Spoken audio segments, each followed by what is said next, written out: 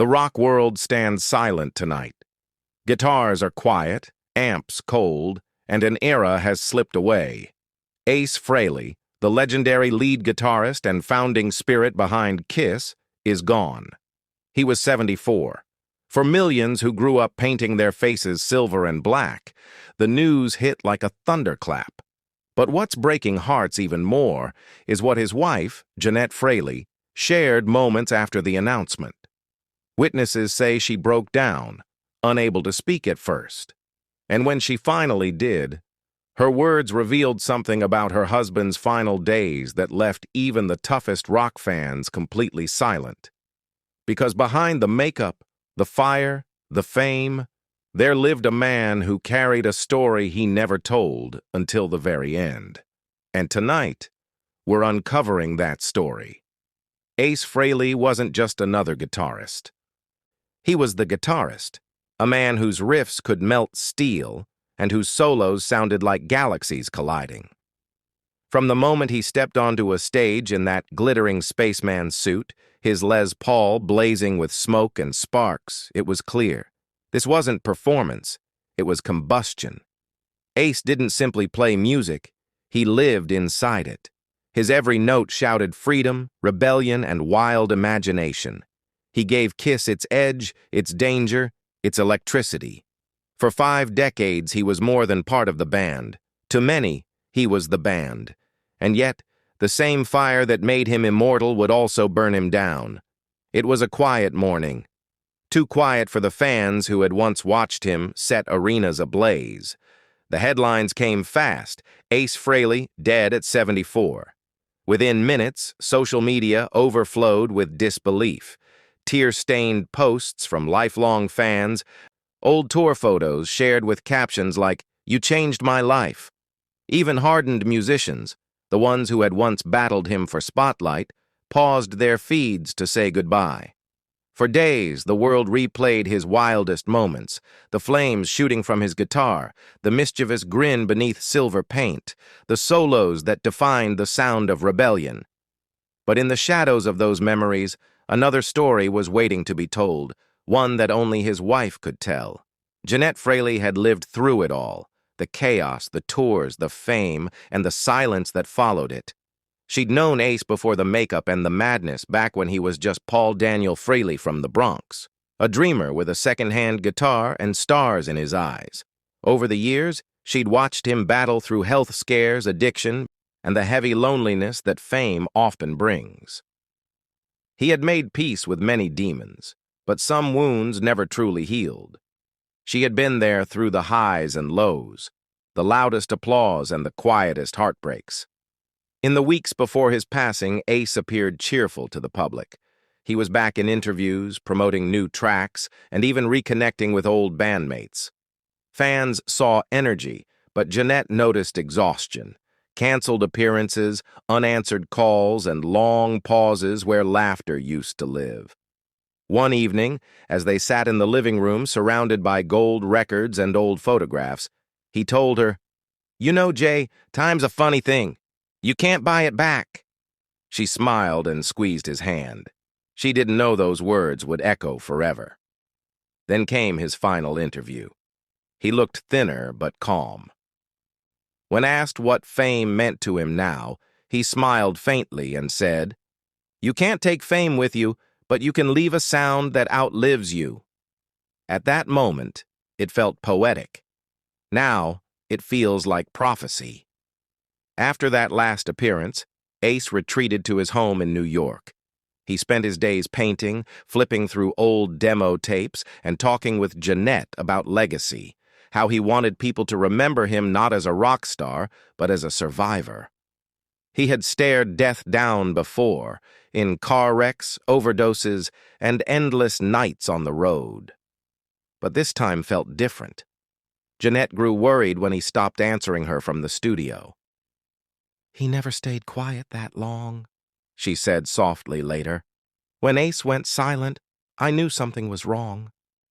A few days later, authorities found him asleep in his studio chair, surrounded by old photographs and that same silver Les Paul leaning beside him.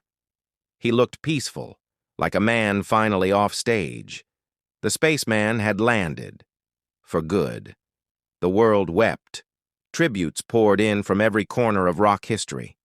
But what shattered everyone came from Jeanette herself. Hours after the news, she appeared online, eyes red, voice trembling. "He wasn't just my husband," she said softly. "He was my best friend, even when fame kept us apart." Then she held up something, a folded piece of paper pulled from an old Kiss tour jacket. A letter, Ace's handwriting, written just weeks before he died. It wasn't a goodbye. It was a confession. He wrote about regret, about the friends he lost to fame, and the love he never had time to appreciate. One line broke the internet. "If I could trade every sold-out arena for one more quiet night at home with you, just being Ace, not the spaceman, I'd do it without thinking." Jeanette tried to keep reading, but halfway through, her voice cracked. She whispered, "He'd been saying goodbye long before he left." The video of that moment spread everywhere, millions of fans weeping with her. Suddenly, every nostalgic interview, every old song lyric felt heavier. He had been preparing, not for another comeback, but for his curtain call. Days later, Jeanette revealed something no one expected. A voice message Ace had recorded on an old phone, just under 2 minutes long. His voice was soft, steady, a little tired, but peaceful. "Hey, Jay, it's me," he said. "Don't worry, sweetheart, I'm okay. I've been thinking about us, the band, life, everything. I'm not scared anymore. I just hope people remember the music, not the madness." Those words hit harder than any lyric he ever wrote. Because behind every encore and explosion, there had always been a man who just wanted to be understood. He ended the message with a faint laugh and 6 words that have since circled the planet. "Tell the fans I love them. The show never really ends." The phrase became a global tribute. Hashtags, murals, t-shirts.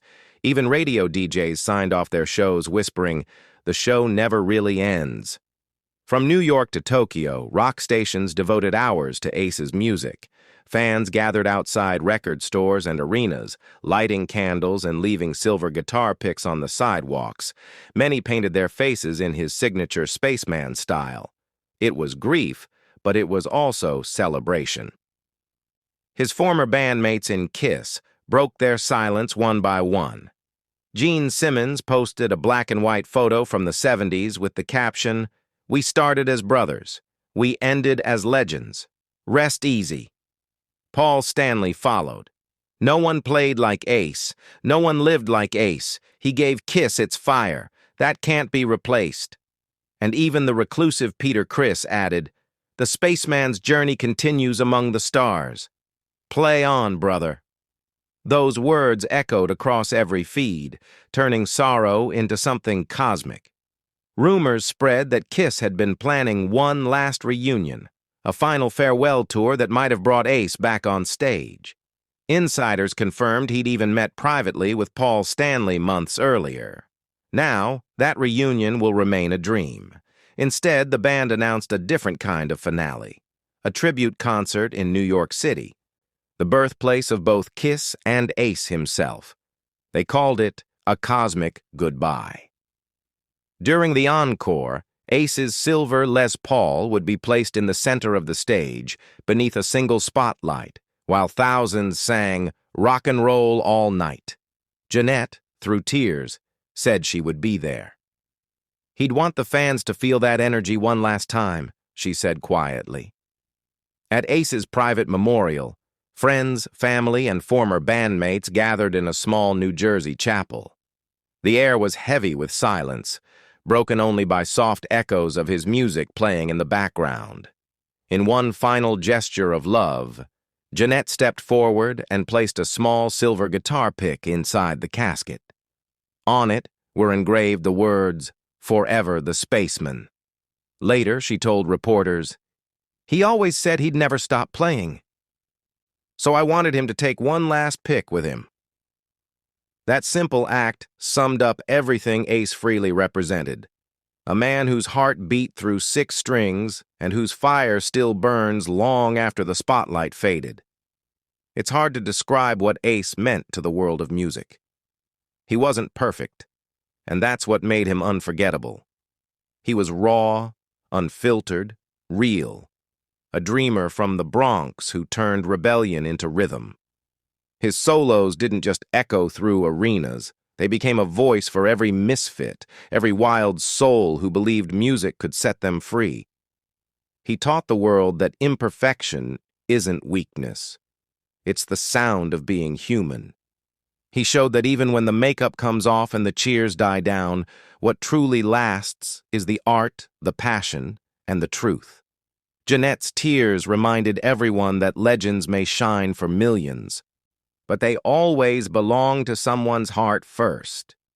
Her courage to share his final message gave closure to fans across the world who needed it most. And those final words, "The show never really ends," have now become more than a quote. They're a promise, a belief that music, love, and memory never fade. Because when the fans press play tonight, when those first guitar notes of Shock Me or Love Gun fill the room, they'll feel it. His presence, his laughter, his spark still alive somewhere between heaven and sound. The spaceman might have left the stage, but his echo will keep orbiting the stars forever. His music has become a constellation, guiding every young guitarist who dreams of turning noise into fire.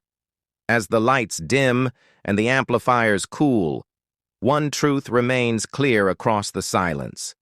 Legends don't die. They just turned the volume up in heaven. Rest easy, Ace Frehley. Your fire still burns, your music still roars, and your story will forever be the soundtrack to the stars. If Ace Frehley's music ever touched your heart, hit like, share your memories, and let the music play on. Because for Ace, the show never really ends.